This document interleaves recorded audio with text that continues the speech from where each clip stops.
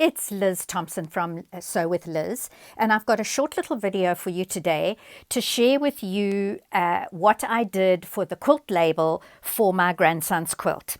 So what I did was I used my embroidery machine, and I used the first grade font, which is one of my favorites, in the font section of the machine, and I simply typed the wording that I wanted onto my screen of my machine and then stitched it out.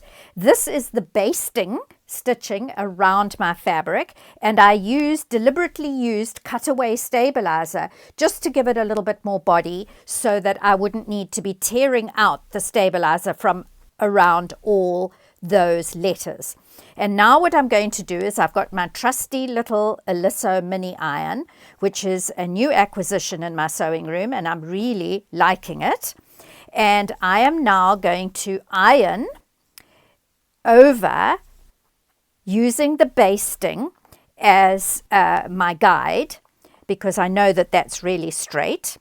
And I'm going to fold over all the edges because that will make it easier for me to sew this onto the back of the quilt. And I'm doing this now.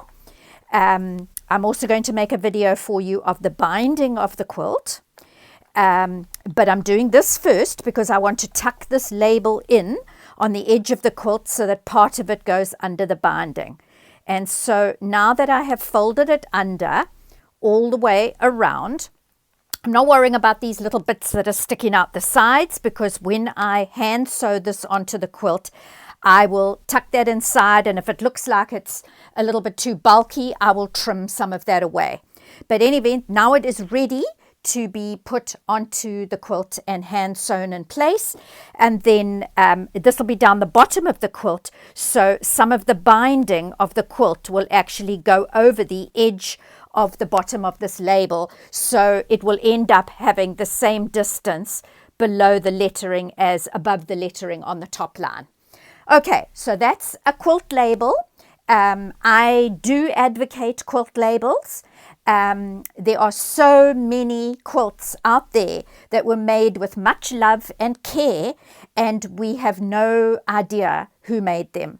So this is going to be a sort of an heirloom for my grandson. Obviously, as he grows, he's not going to want the same quilt forever, but I certainly want my greeting to him on the back of the quilt. And you just never know where your quilt might end up, and if you've got some sort of recognition on the back of the quilt of where it was made and who it was made by, that is really a good thing to have. Okay, see you again soon.